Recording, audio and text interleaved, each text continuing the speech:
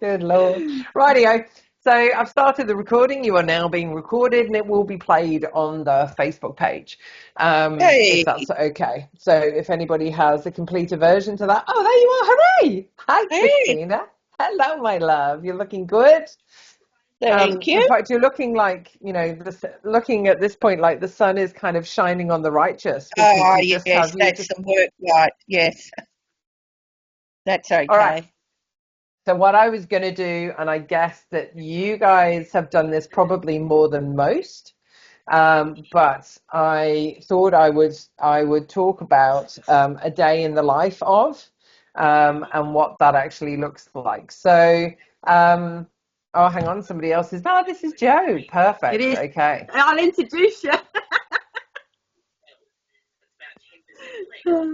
Joe, hello. Hi. Oh, You need to put your microphone on, Joe. hello, guys. Hello, hello, hello, hello. So we can hear you, but we can't see you. So you can get away with all kinds of dodgy stuff while we're on here. Awesome. so, so look, you haven't missed anything at all. Oh, somebody else is coming in now. Hang on. God, I tell you, you've obviously started a trend, Oh, Christina. I need volume. So hi, Sandy. Hi, hi, Hello. hi. Hello, my love. Hello. Yeah, All yep, right. going pretty good. Just sorting ourselves out. Volume off on that. Done. Yeah, perfect. If you want to do stuff, so what I was going to do today, and for Joe and Sandy, I'm recording this, so just so that you know that it's being recorded. It's usually posted just on our volunteer Facebook page, so it's not public generally. Sometimes it goes on the YouTube. So if you absolutely don't want anything on there, then that's completely fine. Just let me know. So the reason that we do that is obviously we've got 5 people on here, but we've got like 58 people or something daft on the Facebook page. And so we kind of really need to be double checking that everybody's getting the same information, and that's why it's being recorded. So what I thought I would talk about today is a day in the life of an assistance dog trainer. So obviously, Christina, you've done puppy raising like for many a year, and Vicky, you have lots of I experience wouldn't put about. it quite that way, but I would. And Vicky, obviously, you've done assistance dog and therapy dog stuff. Um, but I just thought that it would be interesting to talk about how I used to structure it, and to see if that would be helpful for anybody else. So there's probably loads of questions as we go through, so just feel free to shout out if nothing makes sense. I was going to do a jazzy little video about it and all that kind of thing, but the video that I found that I thought would be perfect is something ridiculous like 45 minutes long, and I was like, yeah, nah. So I'm just going to do my version. We're just going to chat about it, and I'm just going to sort of say how it used to be. So first, is that okay with anybody? Has anybody got any questions right from the beginning? All good? Yep, I'm all good. Perfect, perfect. All right. So, and in because this is my life, so I'm actually cooking my child's lunch at the same time. So I might need to go if the chicken starts burning. So, but other than that, it's all fine. Vicky's like, oh my God, this woman. So, See what I mean, and I'm. Joe? She's just like one of us. It's just- Awesome. I know it is one of those things. People either go, oh my God, this woman's a Fruit Loop, or they go, oh thank God, she understands. So, so my day, so how it used to look. So what dogs until 18 months ago was run pretty much out of my front room. There was me and kind of anywhere from 6 to 18, 16 dogs in my front room. Vicky, you're going to send me cute pictures of your puppies. You're I just am. like That's what I'm taking doing. I'm snaps. taking pictures. I love it. So I had up to sort of 16 pups. They'd be in crates. Pretty much, they would be, as much as I could, they would be on their own initially, so they get used to sleeping in the crates by themselves. But obviously, you can't have 16 crates with a big gap in between. So some of them will be on top of each other, some will be next to each other. And then some pups, as they got older and we used to sleeping and settling, they would be just behind a baby gate, sort of in the laundry, because my laundry was directly off my living room. So it was kind of like they were still in the main room, just with a gate in between. And then the same with some to the bathroom, which was just at the back. So it's pretty mayhem, I have to say. So Vicky, did you ever come around to mine? Yeah, I brought Ruby Yeah, you up did. when you had them all there, and we kind of just left them. Chaos kind of ensued, and just a normal day. Yeah, so I can't lie. I can't be like, oh yeah, it was really chill. No, it was psychotic. It was. So my first thing realistically would be to have to do some crate training with the dogs. And what I mean by that is obviously they would have gone and slept overnight in the crate. So approaching the crate, if the dogs are like hyper and jumping up the crate and being, kind of a bit crazy, I literally just stand still until they kind of go, oh, this isn't working, and have a moment of thought. Do you know what I mean? That moment where they kind of go, what are you doing? In that moment, I would take a step forward. If they then get up and are excitable again, I'd take a step back. So basically, it gets very, very quickly within a couple of days of the pups being really small that they kind of have it like their body position controls my behavior and my approach. So when they sit, because puppies, as we know, as soon as they get confused, they put their bottoms on the floor. God bless them. And who's just disappeared? Christina's Sandy. just disappeared. Sandy's just gone. Oh, has she? No, Yeah. she's still. Here. No, she's still So there. Christina. Did someone take Christina. me away? Christina. No, you're still there, my darling. Don't worry. Sorry, You're still Sandy. there. I didn't get rid of you deliberately. That's all right. Christina's having problems with tech, so she'll be back in a minute, I'm sure. So that whole thing of, as soon as the puppy's sort of bottom touches the floor, that's my cue to take a step forward. And if they stand up, I just take a little step back. The same with reaching for the catch on the crate. As my hand goes towards, if they stay sitting, my hand will continue to slowly go towards the catch and open the catch. But if they stand up, then my hand just comes back away. And so within a couple of days, you've got dogs who are just kind of lying nicely, sitting nicely and calmly, waiting for the door to open. As the door opens, again, opening the door really slowly. If the puppy's bottom comes up, the door just shuts back again. So really quickly, they're like sitting there. You can open the crate, and then they just get called out after several seconds of sitting there calmly. The first thing that I do in a morning is to clip on a fairly long line. So I've got, normally I use like a 1.2 meter lead, and they're the ones, just the blue leads that we have with the assistance dog. They're just 1.2 meters.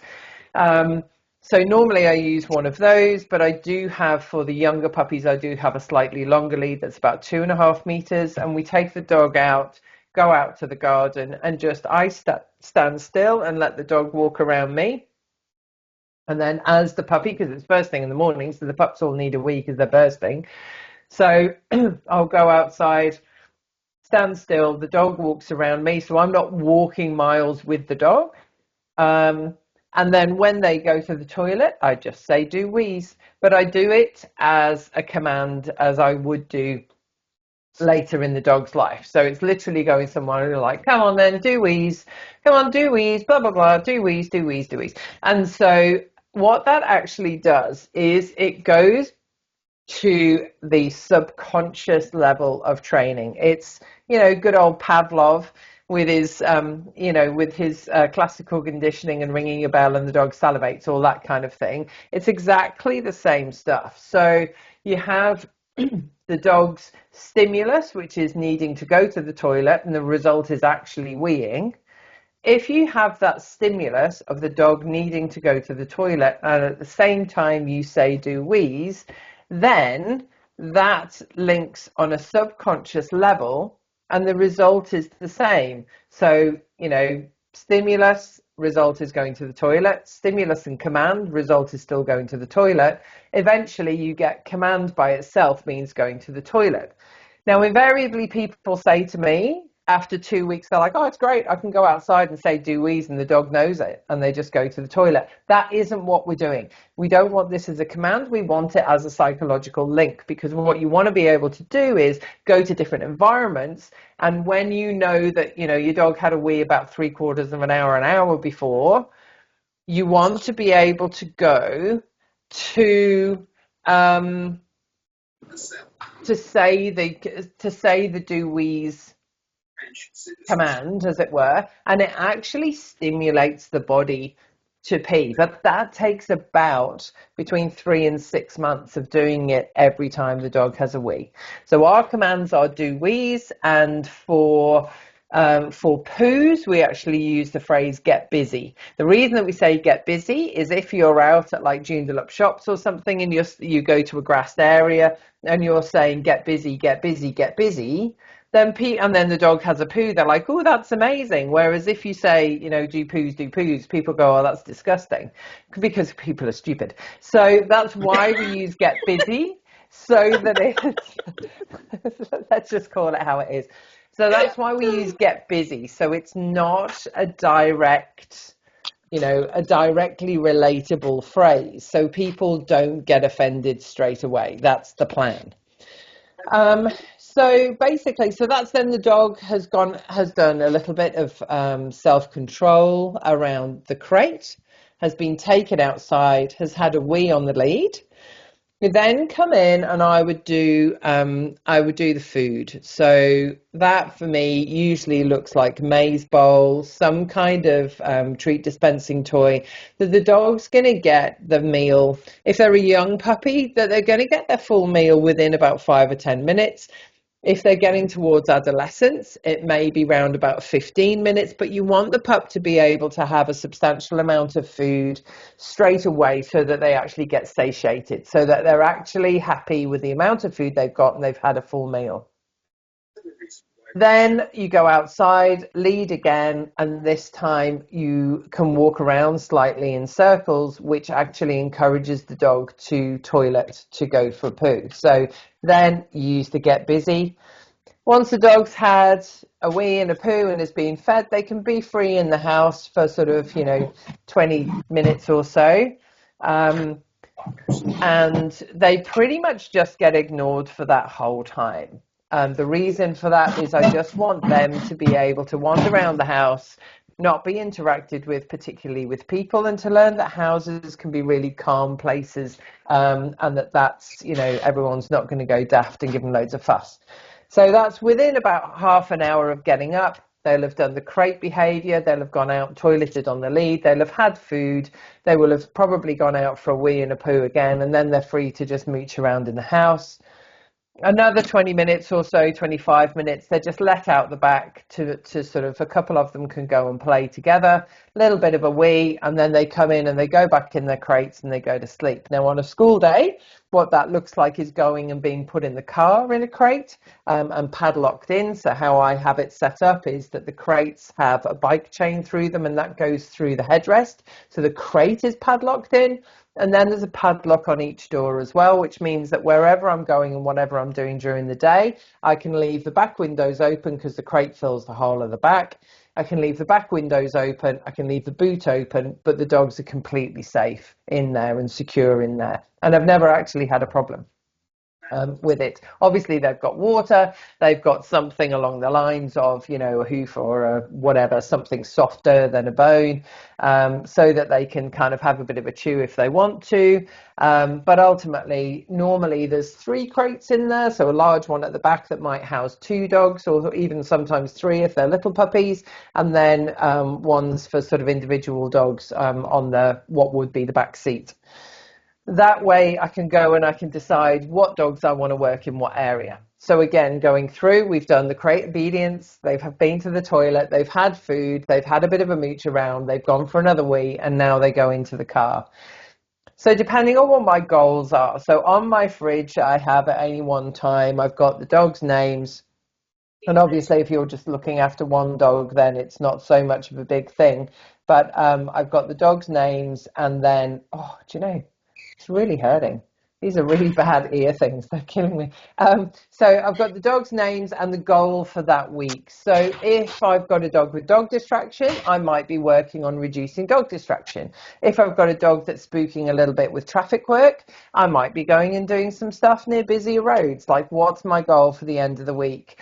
Is it loose lead walking? Is it polite greetings? Is it, what is it, stairs? Is it going into an elevator? What is it that I want to achieve by the end of that week with those particular dogs? And then I just go and find somewhere. So on a school day, what that probably looks like is choosing one of the dogs out of the back and they go for a walk as we drop Tom at school. Be working on loose lead, be walking through with the kids, that most of the kids who already have done education with the children, so that we know that so they know not to sort of approach and go crackers. And if they do, it's a case of just asking them to stop, asking them to help with body work, feeding the front of the dog, feeding the mouth end, and then essentially having the dog sit and look at me. Children are brilliant at responding to instruction. So my general course of rule of thumb is, okay, so come around the side of the dog, give him a little stroke underneath the jacket, so somewhere around the hip region, or on the shoulders above the jacket. If he looks at me, great, carry on. You can carry on for as long as you like until he's had enough. But if he looks at you, just step back. And then when he looks back at me, you can come back in again. And kids are brilliant at it. And so if you've got something like that, then instantly, most days, you're actually teaching your dog to look at you no matter who is touching them or what is happening, which is a really, really vital part of being an assistance dog, because people come up all the time, right, and want to say hi. If you've taught the dog that whoever approaches you, he just looks up at you and gets some nice bickies or whatever, and just sits until you say it's okay to go on, then that's a great learning experience. So once we've done school drop off, and I get that if you haven't got children, then that may be not the thing for you, but you might choose to go out in that moment. You might choose to go out and work in whatever area you've decided are going to be your goals. So if you're doing traffic work, you might go somewhere that's set back from traffic, or somewhere that's near traffic but quieter traffic, that kind of thing. Or you may be driving down the road and you suddenly see, a whole load of roadworks. And it's, fantastic, pull into the service station or whatever, get out and just sit by the side of the road, just have the dog standing there while the drills and the things and the big machinery and whatever is going on.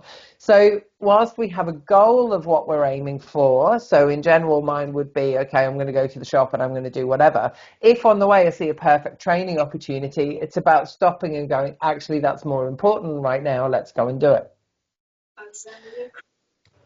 So if I'm going to a cafe, I would pick a cafe accordingly. So if I'm working on dog distraction, I might go to a beach cafe. Depending on the level of distraction for the dog, I might be inside the cafe, but choose a seat by the window so that the dog I'm with can see all the dogs walking up and down the beach path. Because then there's a barrier in between, and each time the dog chooses to look at me, I can just reward.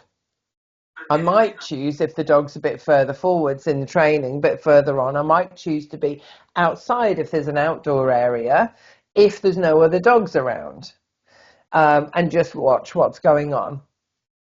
Or I may choose to be there, I may choose to be there when there are dogs around to consolidate the first two if we've got up to that stage. If we're doing traffic, I might pick a cafe that's right by a road so that, again, the dog has some kind of barrier by putting him on the non-road side of a table, and having him kind of more in the thick of the cafe. And so he's more concerned about what's going on in the cafe, and the traffic noise is just kind of behind the scenes. I might choose to park in an indoor car park where there's noises of cars going past, but the dog is safe and secure within a crate. So it's all based on what am I actually wanting from the dog this week. The having the sheets or having an idea of what I want to achieve, I find is vital for me, but especially when I've got like, 10 dogs or something stupid, then I'm trying to try. I can't keep track of my own stuff, never mind what I'm doing with 10 dogs.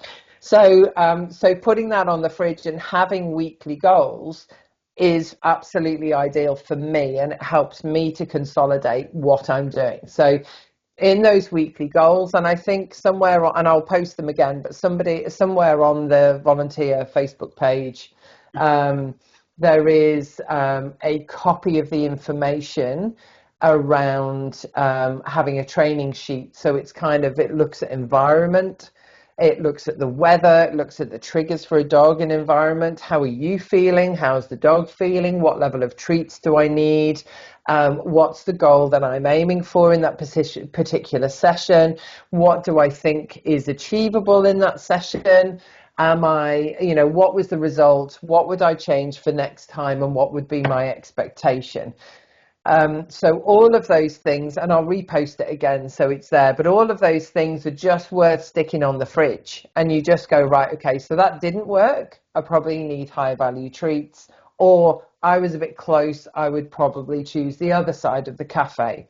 Or there was an off-lead dog and I wasn't expecting it. So actually, what I should have done is stop that training session and do something completely different. And actually, I stayed there and tried to make it work, and it didn't. So it's all of those things. Once I've done a training session, so in a cafe, what I used to do was basically take my laptop along and I do all my paperwork, which means fantastically that I completely ignore the dog. And by completely ignoring the dog, I mean, I've got one eye on the dog the whole time, but what I'm not doing is overtraining. I'm not doing like sit, down, down, down, stay, all of that kind of stuff.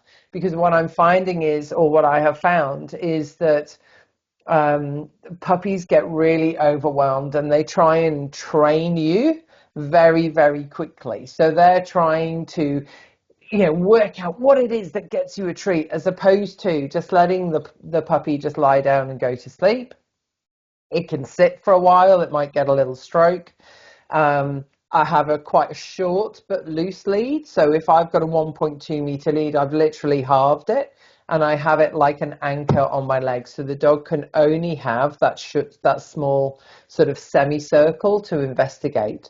If the lead is too long, then the dog can get up and wander around and it's too distracting. And they don't regulate themselves quickly enough. So they don't kind of give up on trying to do more things. Yeah. So you want them not giving up as in psychologically shutting down, but just on going, oh, okay, so the rule is I need to stay within the small semicircle. So sitting there, you've got a short but loose lead. If the dog goes to the end of that semicircle, they're going to get some leash pressure, which is just going to mean that you're not going to do anything about that, except for the fact when they sit back, you make sure the leash goes really loose again and it's nice and comfortable for them.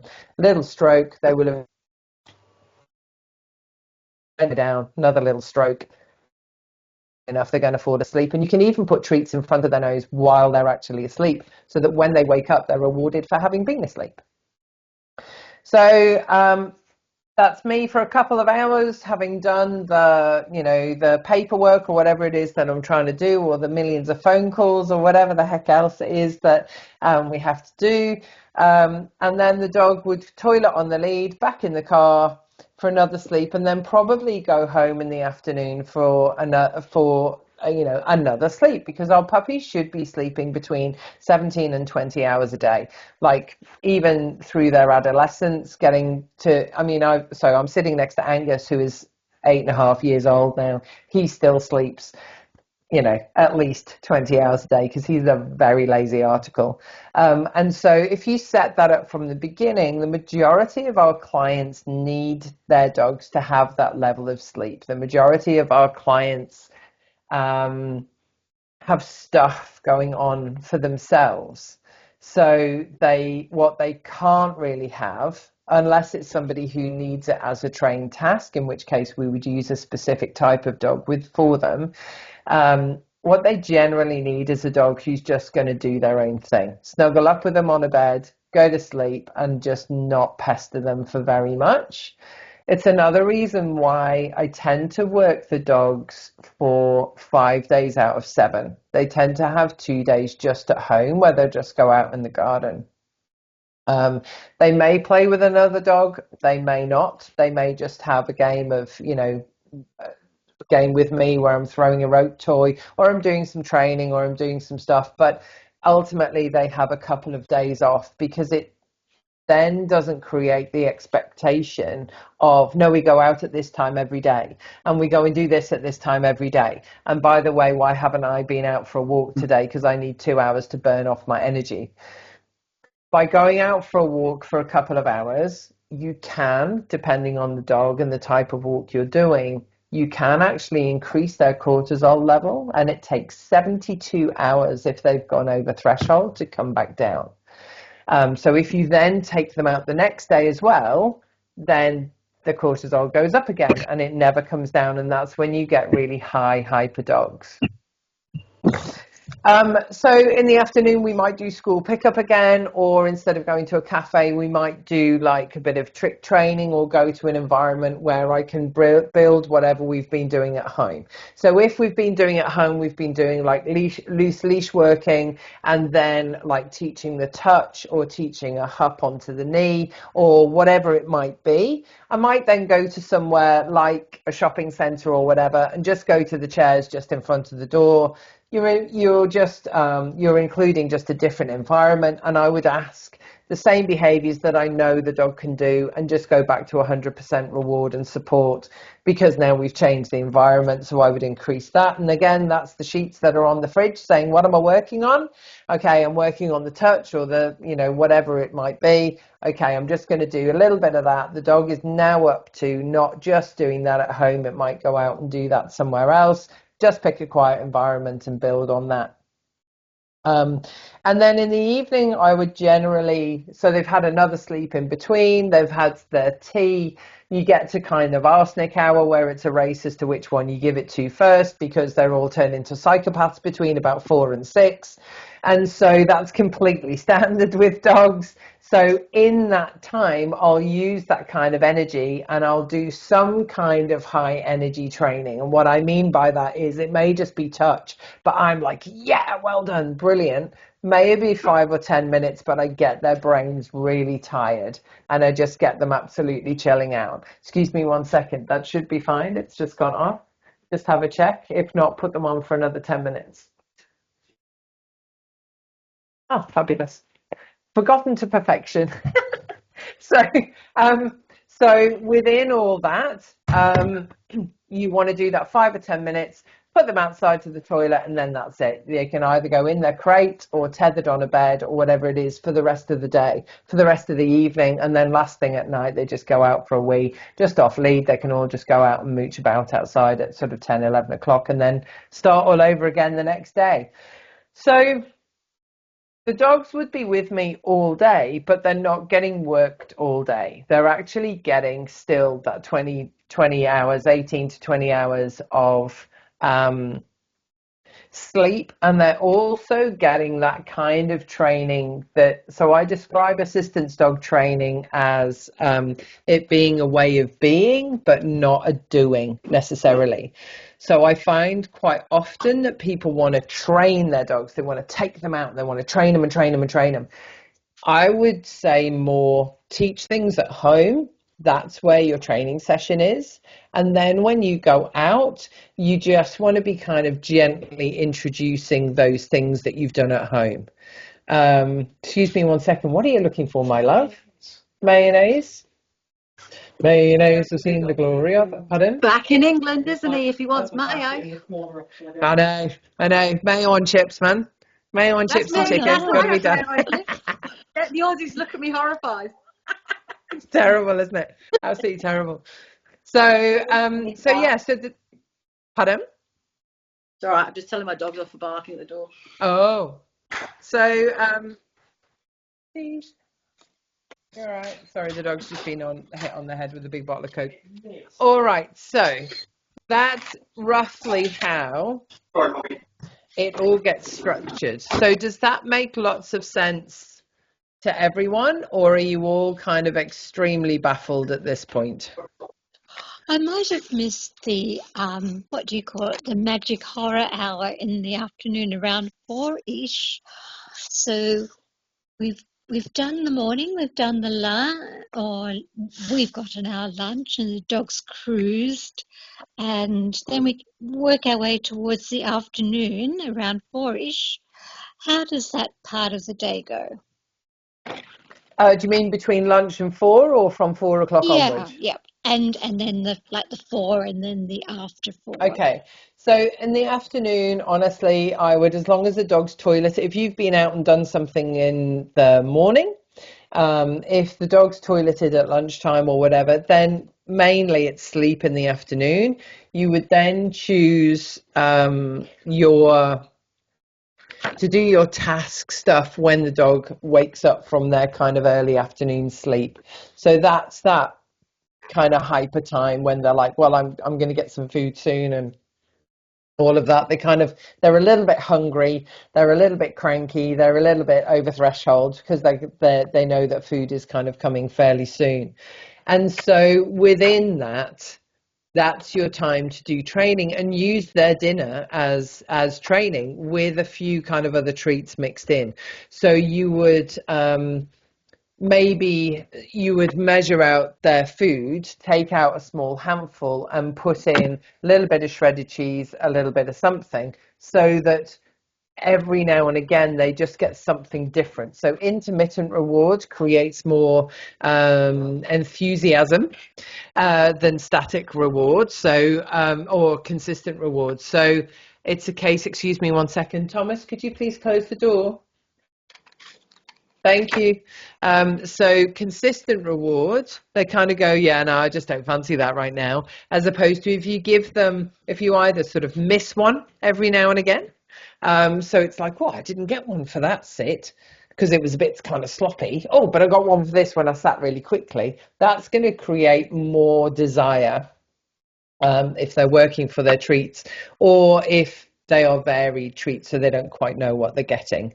So yeah, so the early part of the afternoon is usually sleep, and then I would start working on teaching a new behavior or something, or building on a behavior that you're currently working on. And you can give them their tea in that way, that's fine, as long as it's only like a 15-minute training session, which it shouldn't be much longer than that anyway, and they're getting their full meal in that time. Then it's great that you're not getting arsenic hour, because actually what that means is the dog's like really kind of hopefully quite calm generally, and it's just like, yeah, it's fine, you'll feed me whenever. So that's really great that you're not getting that. So once they've had their food, then it's just kind of, they can just mooch around quiet in the house. They can do whatever you want to do. You can do a bit of play with them or whatever it is, and then settling down for the evening. So does that answer that?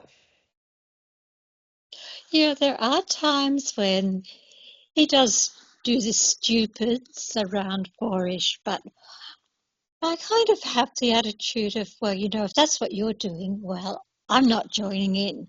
So you're not going to get anything good going on. Yeah. I'll just Yeah. continue with what I'm doing, and maybe I'm in the house doing something, and maybe you're in the yard. Yeah. I, I just separate the things so that he's not got something to continue with if he gets the sillies.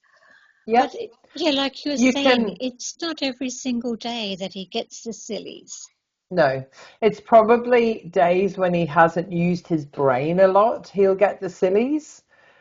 Whereas when they're mentally tired, I think I've explained it before as cinema versus lecture. You've probably heard it about 50 times by now, but cinema versus lecture. So when you go to the cinema, all you're doing is watching and listening to something for 2.5 hours, and you come out and you're all like energized and you've had a big dopamine hit and it was really good and fun and everything, and you just want to kind of carry on and like, yay, let's go out for a night out. Whereas when you go to a lecture, all you're doing is sitting, watching and listening to something for 2.5 hours. But actually you come out and you're really, really tired, and you've had to use your brain a lot, and you just kind of want to go for a sleep. And it's because you've used your brain. So on the days when he's been out, he's worked, he's had to process an environment, all of that kind of stuff. That is lecture. So that's him will be mentally tired, which is why you're not getting the sillies on those days. And then the days when he's been out for like a long sniffy walk and he hasn't done much, you might get the sillies that, later on that day. So, so just observe what's going on and why, what have you done on the days when he's got the sillies? Because sometimes it's actually the other way around. They're actually over threshold because they've got a bit stressed and they don't quite understand, and they just need to kind of get rid of all of this kind of tension because they've been trying to work and they haven't really understood what's what. So, and then they'll get the sillies because they have to kind of burn off all that. So just notice what's going on the day, and just kind of make a note of it, I think. The hope is that actually when you're working him, he will then be way more sleepy later because he doesn't need to sort of burn his brain in that way. And you can still do training at home then using his food. You can still teach, go on to Doggy U or Kiko Pup and see, just some tricks. Do you know what I mean? So we use things like the touch, retrieving some keys off the floor, which is just, an elongation of the touch game. That kind of thing. We use those and we turn them into tasks, but actually they're just tricks. You can teach standing on your feet, although actually, having said that, Tanner is about 30 kilos, so maybe not. But it's around teaching things that can then be extended on. Just picking things up and simple retrieving games, things like that. All of that's going to switch the dog's brain on, and get them really focusing and thinking. And then hopefully they'll be knackered for you, and you only have to do kind of 10 or 15 minutes of it, especially with, a little floof noodle like Tanner, because he's, a pretty chill kind of boy. So, well, I'm hoping he's a pretty chill kind of boy anyway. So, He's all right. improved enormously Well in the done. time he's been here, Well done. Brilliant. which is really good. Hi, Carol. Yeah, Cool. he was he was a bit full on when he arrived and Yeah. didn't And it's really have part of very that good is manners. no, and part of that is just environmental as well, where a change of environment, and he's going to really have, with being a German Shepherd as well, they're higher stress generally than the Labradors and the Golden Retrievers in theory, and so they just kind of got a little bit of a different sensitivity level, and so it is just kind of giving them a couple of weeks chill time and then just kind of starting. Now, within that couple of weeks chill time, that's like you've done, that's that way of being stuff where you don't ask too much, but actually, if you are jumping up at me, then I'm just going to kind of walk off. But when you approach me and all 4 feet are still on the floor, I'm going to come down to your level and give you a bit of a stroke, that kind of thing. So you're ignoring bad stuff, bad stuff, but you're ignoring stuff that that is undesirable, and you're rewarding what is desirable. The reason for it, by the way, why we never say no, is we can't have any kind of anticipation of correction linked to any behavior. So there is a thing called intelligent disobedience. And intelligent disobedience is what we need. So it's used in guiding work where the person who can't see is stopping the dog going to the left and going, no, you need to go straight on. But actually the dog's going, there's a flipping hole in the floor. You need to go this way. And they pull them to the left and take them around the hole in the floor.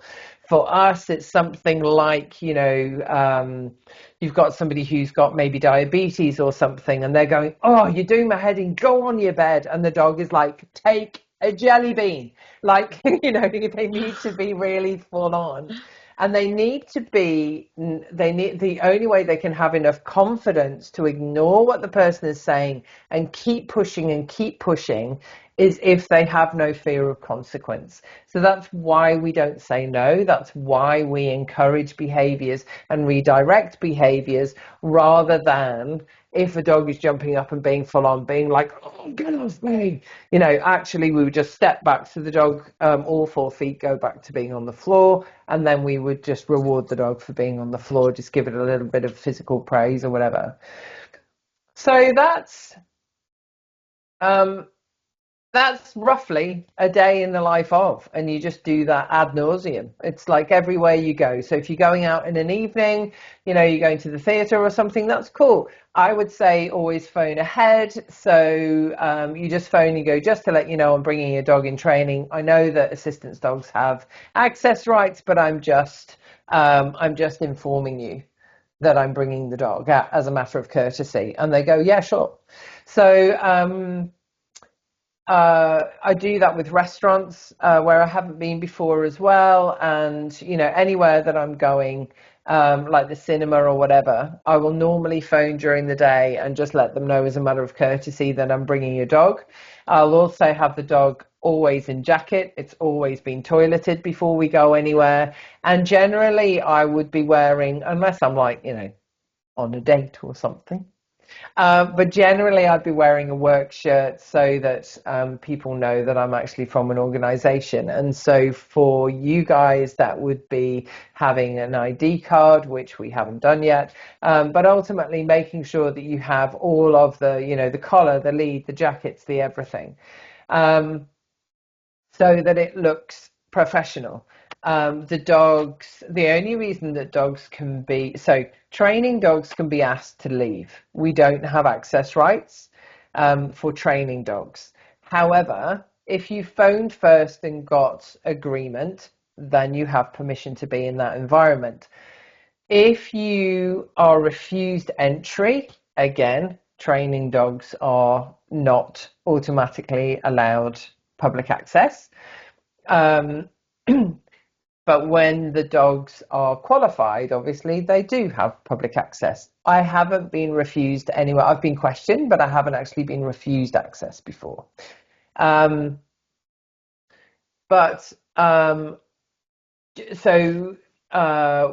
the sort of going out and about, once you've let people know, that's fine, but you have to manage your dogs accordingly. So the reasons that qualified assistance dog can be asked to leave is twofold. One is a hygiene reason. That is not because people may have allergies or people don't like dogs. What that is if the dog has literally been like running through a swamp and is like, completely stinky and covered in mud, then they can be asked to leave. Or if they're causing a public nuisance. So that could be a dog that is barking for attention, is refusing to tuck under the table or the chair, and is actually lying and becomes a trip hazard, and is unable to tuck underneath, which is why teaching a tuck under is really, really important. So that they're not a trip hazard, and so that the dogs can be away and sort of out of sight and out of mind, really. And that's why the settle is so important as well, because actually if they can't settle when they're out in public, then that is pretty much the only reasons that they can be asked to leave are, if they're not settling and they're not calm. So I've taken dogs everywhere. So I've taken them to fairgrounds, I've taken them to the cinema, I've taken them to the theatre, to a rock gig. I've taken them to church, I've taken them to shops, I've taken them, where else have I taken them? So places that they can't go is probably more easy to, or easier to say. So they can't go to certain areas of the zoo. It may be worth speaking to the zoo if you want to go to the zoo, finding out where the dogs can go. There's not very many places at all. But the reason that they can't go to certain areas of the zoo is there's a type of animal, and I can never remember what type, but it takes 4 weeks for them after they've seen a predator. They can still die from seeing that potential predator, but it takes 4 weeks the level of stress that they get, it takes 4 weeks to actually sort of kill them, and it's pretty horrible. So that's completely understandable. The other one is when you're walking through the kangaroo place, your dog's going to get shredded. So that's what we don't want to do. And going through things like the aviaries, again, can cause stress for other animals. So, but what is useful is if you're going to the zoo, going along and actually then asking what the policy is, what the criteria is. If they have, like Caversham Wildlife Park, they will actually have the dog in the office for you. And you can take a folding crate along or whatever, but they will actually have the dog in the office for you while you go around.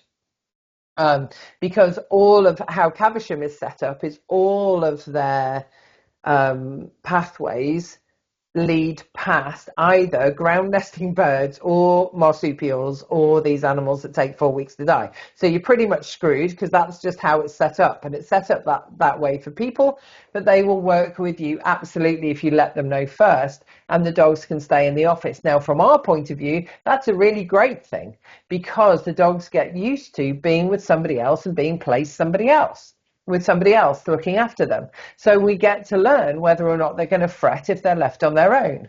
And there's a wonderful lady called Debbie who works at Caversham, who will work quite closely and stuff if you want to do stuff like that. So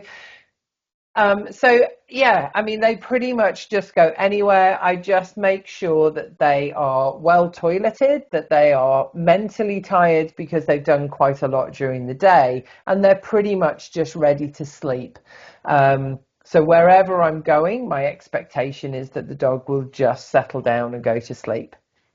We work on the tasks later for things like if they need to do medical alert and things like that. Then we go places and we introduce those medical alerts by putting swabs and things in front of the dog's noses while they're sleeping, and then asking for the responses and things like that. We may sort of wake them up a little bit or whatever, just give them a little tickle.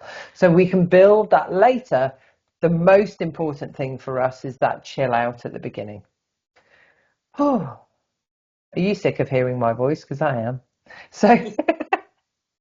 So any questions about anything, what's going on with dogs that you've got, with, you know, how can you see that impacting on your life? Like, what's going on with you? Has that brought anything up for anybody where you go, actually, that doesn't work for me. I need to do something different. Let's talk about it.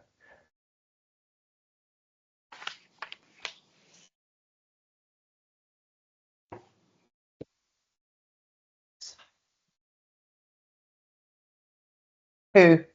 We can't hear you, Vicky. Oh, hey, Vicky. My bad. I was like, yeah, who's trying to speak? Yeah, it's me. I took Athena to the middle of the footy oval the other day, but where they were all the crowds were, all the drunk people were. Yep. She was awesome. She didn't flinch at all. Like, she just stood just there. chilled. Yeah, Yeah. she's obviously all standing, but yeah, she was really good. I wouldn't take the other one because he didn't. Even when I took him to school, he was wary. She was like, great, I'll just do this. Yeah. Yeah, and I like that. I like that you recognise the difference between the two. Because also, I mean, what you would do with him then, right, is you go and you just stay in the car park while people are walking past, Yeah, I like probably miles would have away, stayed at the and you bottom do of all the that. steps for him, so he could see all the people, hear the noise, but not be in the confined space with the echo and the noise. Yeah. Like, I wouldn't. He wouldn't have coped. I Yeah. think Joe would say when I took him into school, I had to get him to just watch the basketball net because it was scary, whereas she didn't blink. She didn't care. Yeah. I think the Yeah. differences has to be acknowledged in training. What can the dog do initially, and what can I train them to do going forward?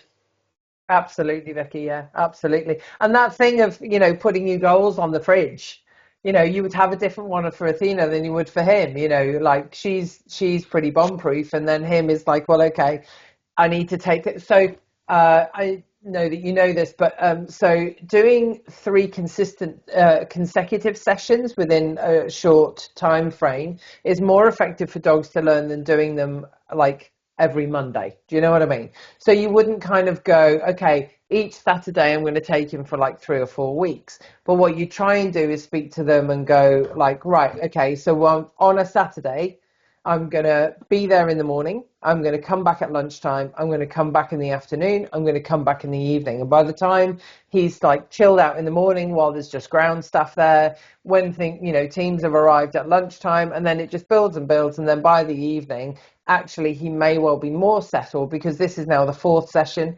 He needs a good sleep in between to process. That's one of the most important things that the dogs can do, is that sleep is so important for processing. They've actually discovered with people with PTSD that if they're kept away for awake for because they're being debriefed, or they're being whatever it is, and they're actually awake after whatever traumatic incident has happened, they've realized that people, their PTSD is more likely, lasts longer, and is more entrenched than if people are actually allowed to go to sleep, process it, and then they debrief the next day. So that sleep is so vital for pups, because actually they're if something freaky has happened, if they can then go, they've had 10 or 15 minutes in a bit of a freaky environment where they've been given enough space, but they're definitely like switched on and looking. If you then put that dog in a crate, let it go to sleep, take all other stimulus away, and it can just sleep and rest, you can then re-enter that environment again from further away, but you'll be able to get much closer to whatever is busier much quicker than if the dog, you kind of take it somewhere and it's awake, and then, you try and take it back in. So, yeah, he does. So he does time away. So I'll take him into a class, and then we'll go into an office, then we'll go back out. Whereas she will go to class and stay, and she doesn't care. She doesn't. She literally just. She's very different. And Joe, we were doing this. It was quite deliberate. Into a class, then back into an office away, and then back out into the people. Throughout the day, to give him that exposure, because he gets so tired from the overstimulation, whereas she doesn't she doesn't care. Sorry, I'm trying. Excuse me 1 second. You need to just leave. I love you. From a distance. Food, man. Food to come in between a 15-year-old and food is like taking your life in your hands. Oh, I love him, but I just, you can't live with him, you can't shoot him. He's just quite hilarious. I do have a question though, and I know Christina had the same problem actually as well. When they do get attached to you, so they bark when you leave the space, obviously the goal would be not to happen. So what can you do to kind of desensitize that and remove that kind of problem? So you can do several different things, really. One is obviously you have to manage the environment. So, so you've still got the TV on making noise, and then you literally, so what I tend to do actually, which is one of the easiest things, is just through the evening while you're watching something, you just stand up, walk out, come back, sit down. Don't talk to the dog at all. Stand up, walk out, come back, sit down. Just do that on repeat until the dog's like, oh, for God's sake, I'm sick of you getting up and going out. So you might do that, like, if you've got like a couple of hours in an evening, you might do that, 20 times, where you're just literally stepping out of the room and coming back again. The next evening, you might do it where you're actually going into the other room, counting to 5 or to 10, and then coming back, just building it up gradually at a time. It's tricky because... So when we're out, they're fine when you're there, but if you walk away, they bark till you come back. I don't know whether Dougal ever did that, Christina. Certainly Ruby does that, and so does Teddy. When you leave the space, they bark until you come back. Yeah, so it's a set thing, right? So basically you need to break that. So you would do the same if you can. So you put them in the room, you settle down, so make sure they're all nice and settled, that they've got something to do, like chewing an antler or whatever the heck it is, and then you would do the same. So you might even go in like at a weekend to do a couple of hours training session when you don't have to leave them, where you could literally just walk out, count to 10, come straight back in, carry on doing a bit of work. Walk out, come back in, carry on doing something. And you're doing it in such a blasé way that they're just not really paying any attention to it, because you're not interacting with them at all. So you're definitely not going, now wait there or stay, or, you're just not speaking to them. You're just getting up, going out, closing the door, opening the door after 5 seconds and coming back in again, and just building it up. The other thing as well is, so how described my day, for the most part, they're going into the crate in the car when they're mentally tired, and so they're going to sleep that way. So make sure that they've had a lot of mental enrichment, so they're mentally tired, and then you're leaving them. Do you know what I mean? But right from the word go, for me, they're left in the crate early doors so that they get used to me going and coming back. Generally, because I've got 3 crates, generally it might be in there with another dog in another crate, so they're not on their own. But it's pretty much kind of I would leave, wait for the initial kind of whining to settle down a bit, and then just come straight back, close the door, and drive off. So they're never anticipating me coming back to the crate and being like, okay, now we go out. So there's no anticipation of any value of me coming back. I just come back and then we drive off. So it's about diminishing your value. And that generally looks like diminishing interaction, and then just increasing the frequency that you go out, and then the length of time that you go out. Does that make sense? Yeah, it does. Yeah.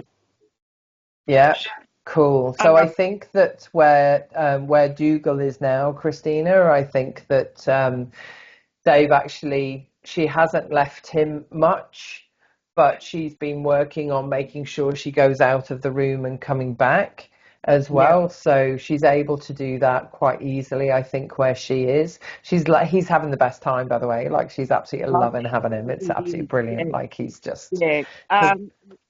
I think the day before I took him over to Heather, we'd actually had success with him entering the crate voluntarily and letting out a squeak when I closed the door. So persistence, Vicky, it helps. Oh my God, Christina, did you have that same problem? Do you remember me calling you, Kay? I ended up sleeping in the crate with her to get her to go into a crate. 4 weeks. I saw Kay. I had not slept for that damn dog for about 4 weeks when I got her. This is Dougal's mum, for you guys that don't know. And I ended up having to look. I put half my body in the crate. She'd curl up into me. Then I would leave. It's the only way. Now she goes in there voluntarily. But I was so exhausted because she was such a nightmare. I feel your pain. Yeah. I don't remember anything, Vicky. You know me. I can't remember my own bloody name, mate. Never mind anything else. So what did I advise you? You were very unsympathetic, actually. You did not care about my exhaustion and my bags and the aging that I was having. Did I just tell you to shut the crate and go to bed? You told me to persevere. It was going to be worth it. Very unsympathetic. I'm a bitch, really. It's dressed up in a nice kind of coating, but ultimately I'm just a bitch. It's fine. So, okay. So has anybody got any questions about anything? Like, obviously we've just been talking about the fact that, the dogs are out all day, but the structured sleep times, that we're aiming for a goal, all that kind of thing. So aside from all of that stuff, is there anything going on for anybody that just needs a bit of support at the minute or anything like that? I'm just starting to swap Tanner to the advanced puppy food. This is his first day with it, and he quite likes the taste. Good. I Are you doing it over 4 days? Anything. Are you doing it over 4 days? Sorry? Are you doing it over 4 days? You're swapping it over 4 days? Yes, it will be very close to that. And, I just do the poo pick up and check how things look, if there's any huge changes. Yeah. But, it's amazing it's amazing how obsessed we get by poo, isn't it? Like, I get text messages with photos of poo sent to me going, what do you think? It's like, well, I can see that he's eating Eukanuba, but other than that, I don't know what I'm supposed to tell you right now. So yeah, it's good. So that sounds great that he's swapping over food. That sounds really good. Hopefully he'll be okay. I think Hamish didn't cope very well with the advance, but we'll see how it goes. But I think he went on to advanced chicken, and I don't think it was done I think it was quite quick. Anyway, he ended up with a funny tummy, so hopefully doing it slowly will be okay. So is this the advanced chicken or the advanced lamb? No, the only option was with chicken Yeah, when I got it. So yeah. Just there is chicken in the what's it called? The Royal Canine is with yeah, chicken yeah, and rice and God knows what else. yes. Um, So and the only reason that we use advance is because it is one of the most commonly available foods, and it's of a reasonable quality. Like, like we're not daft. We all know that ideally we would be feeding the dogs a raw diet, that we would be, adding supplements, and we'd be doing this and that and the other. But then we get clients who, they go to hospital for like 3 months at a time and need to take the dog in with them. You can't do that if you need a fridge that's storing, 20 kilos of kangaroo. You just can't do it. So that's why we're using kibble. It does kind of suck a bit, and we would rather do something else. Um, I'd also like to introduce like cod liver oil tablets and glucosamine and chondroitin into the dog's diets, but that is dictated a bit by finance at the moment. But for like the bigger dogs, like the labbies and stuff like that, and especially the shepherds, stuff like that is really, really important as well. So, but we'll get there. We will get there. So I'm glad that he's swapping over. If there's any problems, just text me on that number, whatever number that is. yeah. Yeah. Grooming. Oh yes, he did go in for a friendly at our vets and Oh, nice. had a little nail trim. It didn't have an awful lot that needed to come off. The girls had him on the floor, which was a hell of a lot easier than getting him up on a table. And about three of the vet nurses around him, and one of them doing the work, and they said, yeah, he didn't like it that much, but he was okay. So were the other two vet nurses, were they just like feeding him chicken and ham and cheese and cream cheese and stuff at the front end? I wasn't in the same room. I could see Ah, through the glass that there were several around him, and I spoke with one of them before he went in. Uh, so I suspect that yes, he was being kept rather calm with a few treats. that's great. Look, my ideal, honestly, would be that he goes back there kind of once a week, and they don't do anything with him. But that they would just no problem, Carol. I'll see you soon. But that they would just touch his paws, and you'd feed so that he's comfortable because you're there. Do you know what I mean? Sometimes, so I'm a little bit wary when they go at the back and they're dealt with, because they can. Oh, Carol, I thought it was you that was going, but Vicky's gone. I got confused with my messages. Hi, Carol. So it can be like with Angus, they called me through in the end, and they were like, he won't let us clip him. I was like, well, what have you been doing? Because he's been fine being clipped. And they went, well, they won't let us clip his leg. So one of them had his head, one of them had in the abdomen. They were holding him on the floor, and they wondered why he was freaking out when they were coming at him. So, and that's just, vet nurses just don't always understand dog psychology. Most of them are beautiful. But if you now go back and have him just fed treats, and have a little play and a squeaky toy or whatever, not a squeaky toy, don't do squeaky toys, but a little ragga toy or anything else that's just really nice and positive for him, then hopefully next time he's just got relationship rather than a history. Do you know what I mean? But brilliant that he went. I love that he went. Superb. Yeah, the hardest part with Tanner is loading him into the car. He's not into getting in of his own accord very easily. He treats the concept of getting into the car as a freaky monster. Apparently, somewhere along the line, he had a paw jammed in a car door.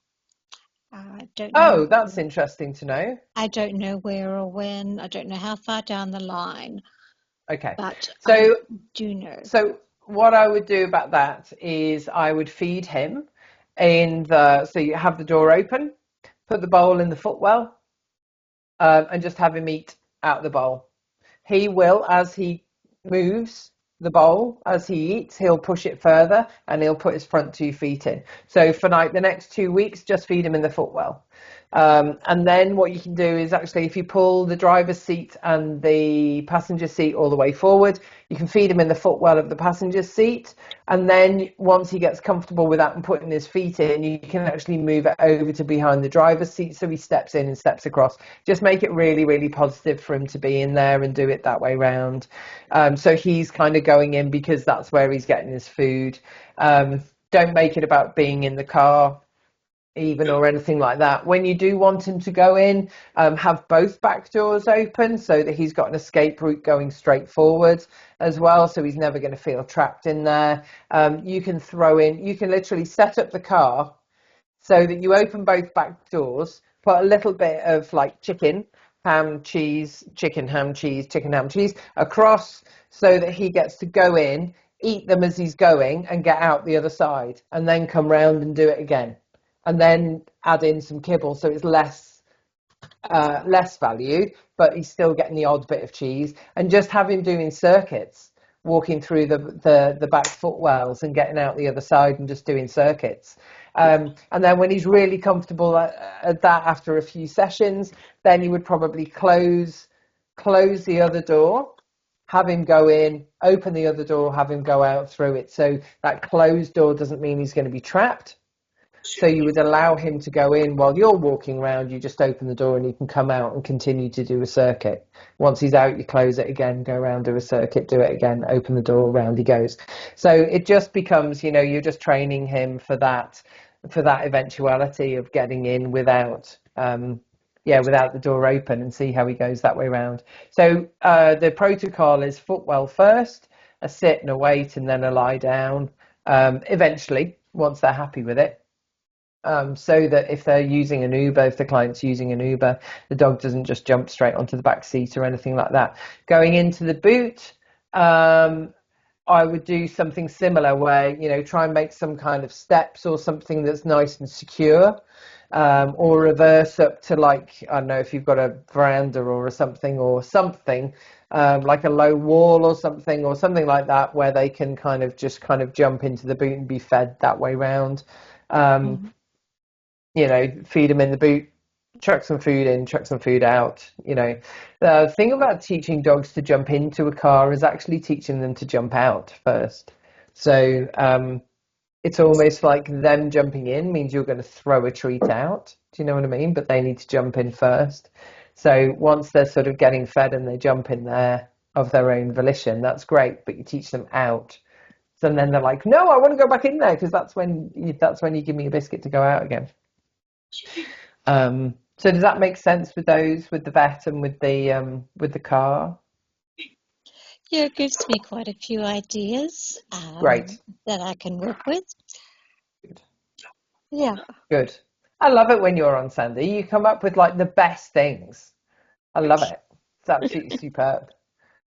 And it's always something that I have to think about. Yeah, it's like if one thing isn't working, then I just kind of think around and come up with something else to try.